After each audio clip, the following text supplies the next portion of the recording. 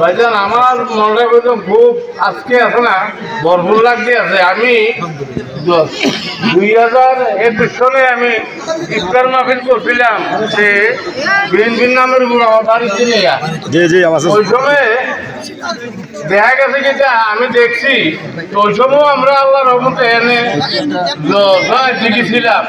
আমরা অতীতে নির্বাচন করছি, আব্দুল মতিন ঘোষণা মন্ত্রী আছিল।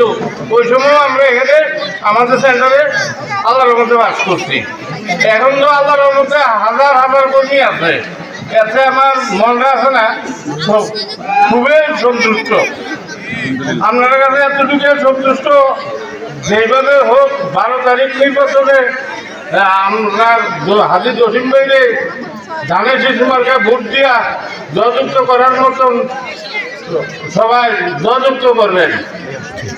আর যত ধরনের সুবিধা অসুবিধা আমাদের নেতা কর্মীদের থেকে আসে না, আপনারা সাধারণ জনগণের যতটুকু সহযোগিতার দরকার লাগে এবং সব কিছু আল্লাহর রহমতে পাইবেন।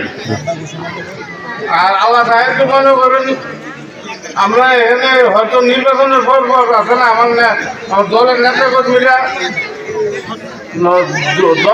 কর্মীরা সুন্দরভাবে যে কীভাবে পরিচালনা করবো ওইভাবে আমরা কমিটি গঠন করব আল্লাহর রহমতে।